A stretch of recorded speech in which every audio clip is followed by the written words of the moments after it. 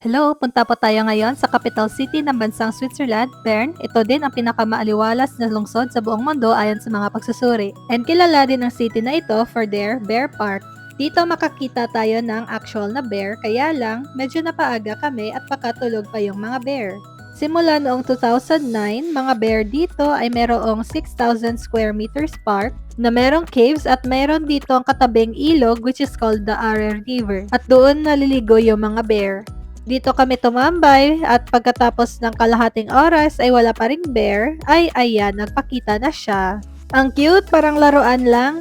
Anyway, babalik tayo mamaya dyan for more bear sightings. At ito na nga yung Old Town ng Bern. Isa ito sa tinaguriang UNESCO World Heritage Site.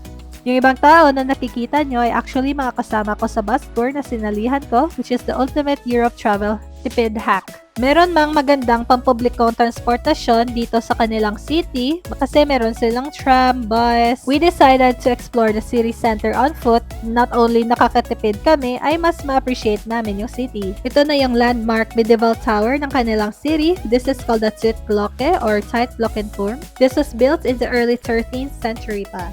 Nagsilbi ito tore ng mga gwardya, presohan, orasan at sentro ng kanilang kabihasnan.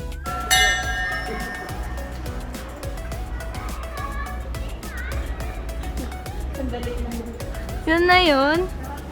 Oo, yun na yun.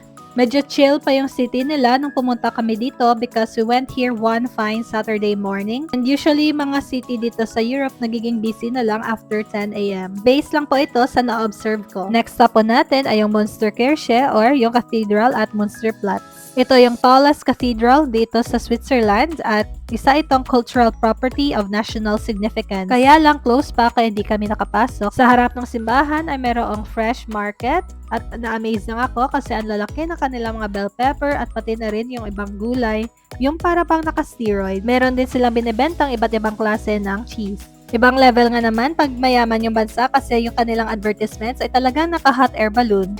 Sinundan po namin yung mga stalls sa kanilang merkado at dito kami napadpad sa kanilang Bundesplatz o ito yung federal building nila. Alam niyo ba, dito din nakipagsapalaran si Albert Einstein, opo, yung scientist. Dito mismo sa Einstein House na ito na-develop niya yung kanyang theory of relativity. Kung nakinig ka dati sa physics teacher mo ay alam mo kung ano yung teoryang na yan.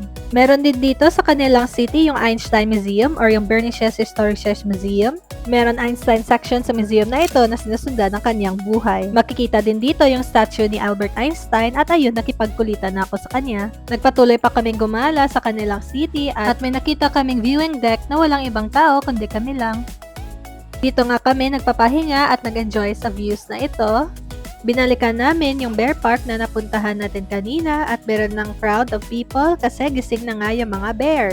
Bilang isang turista or bisita sa kanilang city ay bawal pong pakainin yung mga bear ng kahit ano at lalong-lalo na bawal pong bumaba at makipaglaro sa mga bear. Promise, hindi yan sila teddy bear. Finally, na-achieve na din natin yung goal natin na makita yung mga bear sa bear park na ito. Ilang oras nung kami na natili sa city na ito pero marami kaming nakita at nag-enjoy na din.